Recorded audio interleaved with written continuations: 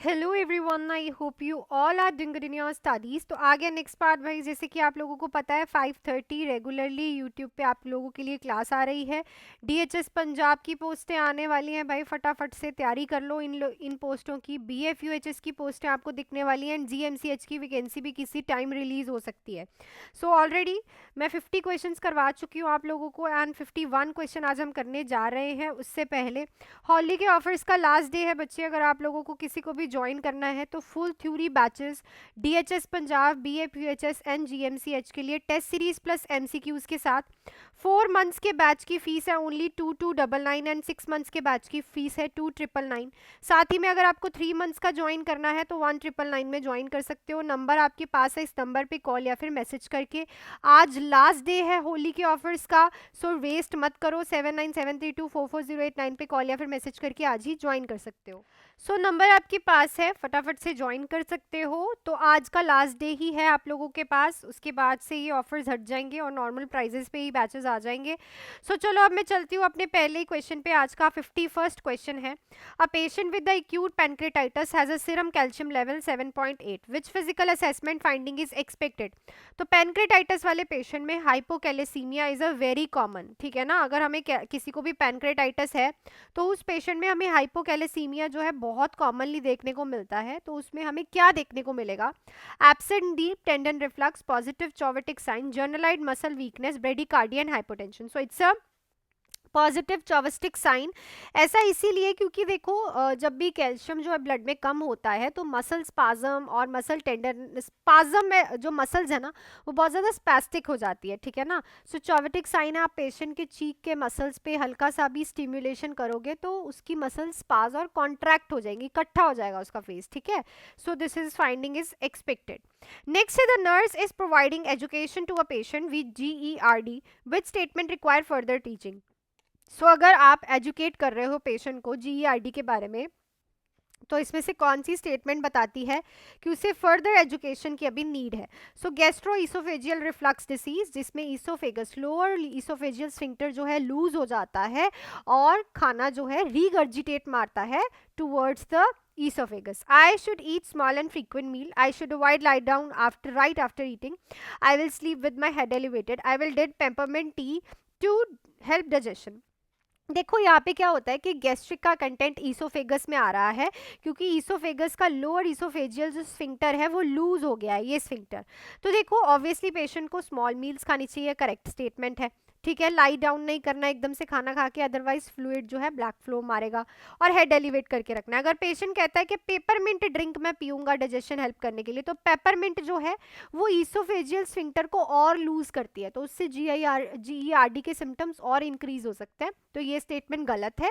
ये स्टेटमेंट अगर पेशेंट बोलेगा तो उसे फर्दर टीच करना पड़ेगा। नेक्स्ट है the nurse is assessing patient with a long term history of chronic obstructive pulmonary disease, which finding required immediate intervention. तो अगर नर्स एक पेशेंट को असेस कर रही है, बहुत लंबे समय से उसे क्रॉनिक ऑब्स्ट्रक्टिव पल्मोनरी डिसीज है, तो इनमें से क्या फाइंडिंग इमीडिएट इंटरवेंशन रिक्वायर करती है? Oxygen saturation 88, barrel shaped chest, respiratory rate 30 breaths per minute, new onset of confusion and drowsiness. तो जब हमने अभी अभी COPD का टॉपिक किया रेस्पिरेटरी सिस्टम में, बैचेस में अभी हमारे मेडिकल सर्जिकल चल रहा है, उसमें मैंने बताया भी था कि 88% और 80% से ऊपर अगर ऑक्सीजन सैचुरेशन रहती है COPD वाले पेशेंट में, सो इट इज़ नॉर्मल, बिकॉज हम उसमें पेशेंट में कार्बन डाइऑक्साइड का रिटेंशन देखने को मिलता है, ठीक है ना। सो यहाँ पे अगर इतनी ऑक्सीजन दिख रही है which is right, barrel shape chest देखने को मिलती है हमें उसमें, 30 breaths per minute is normal. But अगर किसी पेशेंट को न्यू ऑनसेट ऑफ कंफ्यूजन, मतलब पहले पेशेंट कंफ्यूज नहीं था, ड्राउजी नहीं था, इट मीन्स कार्बन डाइऑक्साइड की रिटेंशन जो है वो इंक्रीज हो गई है। सो इस चीज के लिए आपको पेशेंट को चेक करना पड़ेगा, ठीक है ना। So it requires this finding requires immediate intervention. COPD का टॉपिक बहुत इंपॉर्टेंट है। देखो आपको क्वेश्चन पढ़ के अगर मैं ही समझा रही हूँ तो इट सीम्स कि आपको आते हैं, बट इट डजंट मीन्स कि आप सारे कर पाओगे, तो अच्छे से क्वेश्चंस को रीड करना है। नेक्स्ट है the nurse is teaching a patient with heart failure about fluid restriction, which statement indicate correct understanding. तो अगर आप हार्ट फेलियर वाले पेशेंट को फ्लूइड रिस्ट्रिक्शन के बारे में टीच कर रहे हो, कौन सी स्टेटमेंट इंडिकेट करेगी correct understanding? I can drink as much as water I want as long as I urinate frequently. I will weigh myself once a week to monitor for fluid retention. I should limit my daily fluid intake about 1.5 to 2 liters. Drinking fluid less fluid will make my blood pressure drop too low. देखो heart failure वाले patient में fluid restriction इसलिए होती है क्योंकि heart fail हो गया है, तो हार्ट में अभी कैपेसिटी नहीं है कि वो प्रॉपरली ब्लड को पंप कर पाए, तो ज़्यादा फ्लूइड रहेगा तो कार्डियक आउटपुट इंक्रीज होगी, पर अभी कार्डियक आउटपुट हमें इंक्रीज नहीं करनी क्योंकि हार्ट के पास वॉल्यूम सॉरी कैपेसिटी नहीं है, heart is not capable right now. तो इसमें से कौन सी स्टेटमेंट बता रही है कि उसे समझ आ गया है? तो अगर पेशेंट बोलता है I should limit my daily fluid intake to about 1.5 to 2 litre, it means के पेशेंट को समझ आ गया है। क्यों? क्योंकि अगर वो फ्लूइड कम लेगा तो ऑब्वियसली है ना कार्डियक आउटपुट इंक्रीज नहीं होगी, so it is very easy.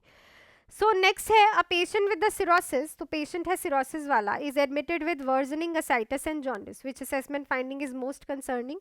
तो सिरोसिस वाले पेशेंट का ascites fluid filled in the peritoneal cavity and jaundice है, तो इसमें से क्या फाइंडिंग बता रही है कि और ज़्यादा कंडीशन गलत हो रही है। ऑप्शन है asterixis, generalized pruritus, spider angioma on the chest, abdominal striae, so it's a asterixis. Asterixis क्या बोलता है? फ्लैपिंग ट्रैमर्स। सो मोस्टली ये तब देखने को मिलता है फ्लैपिंग ट्रैमर्स जब एक पेशेंट के लिवर सेल्स डैमेज हो जाते हैं और जो उसके हैंड्स है वो शिवर करते हैं, और इस पे इतने क्वेश्चंस आते हैं पेपर में फ्लैपिंग हैंड्स वाले में, इतने ज़्यादा कि आपको क्या बताए, सो इस चीज़ को याद रखना। क्लियर? नेक्स्ट है the nurse is caring for a patient after total hip replacement, which intervention is essential to prevent dislocation.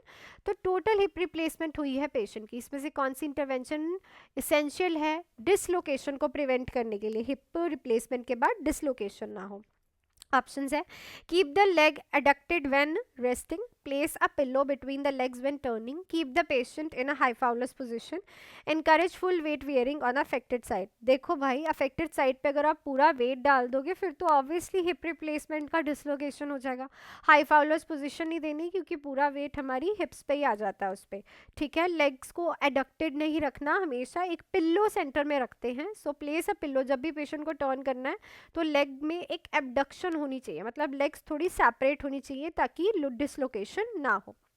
Next देखो, patient receiving a blood transfusion reports etching and rashes after 30 minutes, what is the nurse first action? So blood transfusion चल रहा है patient को, patient report कर रहा है etching और rashes हो रहे हैं उसके 30 मिनट्स बाद, पहला एक्शन क्या है? Stop the transfusion, slow the infusion, administer antihistamine, check the patient vital signs. तो ऑब्वियसली पहला है आपका स्टॉप द इन्फ्यूजन, ये रिपीटेड क्वेश्चन है। नेक्स्ट है patient with a new ileostomy, ask about dietary changes, what should nurse recommend? Ileostomy, ileum पे stoma create किया गया है, तो डाइटरी चेंजेस के बारे में पूछ रहा है तो नर्स उसे क्या रिकमेंड करेगी? Increase your fibre intake to prevent constipation, limit fluid intake to reduce stool output, avoid food that cause gas such as beans and cabbage, eat 3 large meals per day to regulate bowel movement।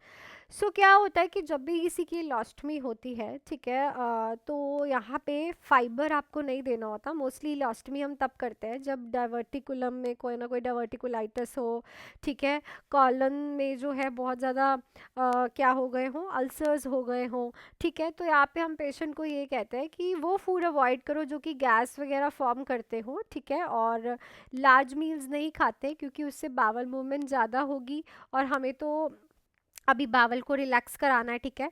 So increase your fibre भी हम patient को नहीं देते for the relaxations, and limit नहीं करते fluid, proper उसे fluid देना है क्योंकि यहाँ पे फ्लूइड जो है कम होने का खतरा होता है। क्लियर?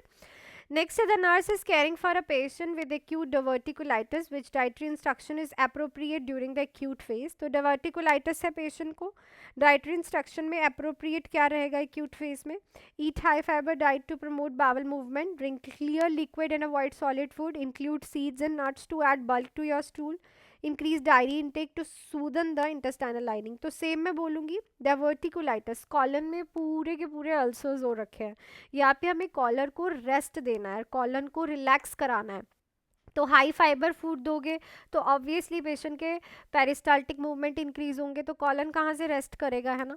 सो बल्क नहीं करना हमें स्टूल को, कोई ऐसी चीज़ नहीं देनी जिससे वहाँ पे प्रॉब्लम हो, और डायरी प्रोडक्ट्स नहीं देने बिकॉज उनसे भी पेरिस्टाल्टिक मूवमेंट इंक्रीज होती है। तो फ्लूइड दो, ताकि फ्लूइड दोगे तो रिलैक्स करेगा, फाइबर कम दो, अवॉइड करो सॉलिड फूड पेशेंट को देना ताकि इंटेस्टाइन्स डाइवर्टिकुलन जो है वो प्रॉपरली रिलैक्स कर पाए और जल्दी हील हो। नेक्स्ट क्वेश्चन है, patient with Parkinson's disease is experience difficulty swallowing, what is a nurse priority intervention. Parkinson's disease वाले को स्वेलो करने में डिफिकल्टी हो रही है, प्रायोरिटी इंटरवेंशन क्या रहेगी? Encourage the patient to drink plenty of the thin fluid, instruct the patient to tilt their head back when swallowing, provide soft solid and thicken liquid, advise patient to eat quickly to prevent fatigue. तो इस question का answer आप लोग मुझे comment section में लिख के बताओगे।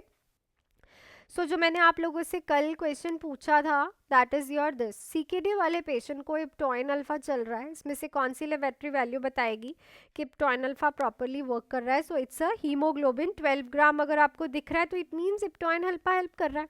कल ही मैंने बताया था इप्टॉइन अल्फा क्या करता है भाई, स्टिमुलेट करता है आरबीसीज की प्रोडक्शन।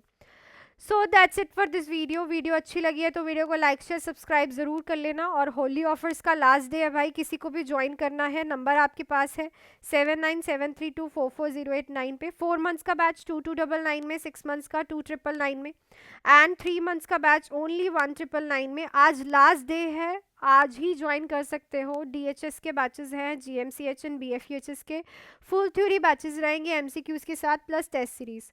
सो मिलती हूँ नेक्स्ट वीडियो में, till then do hard work, make your parents proud and all the best.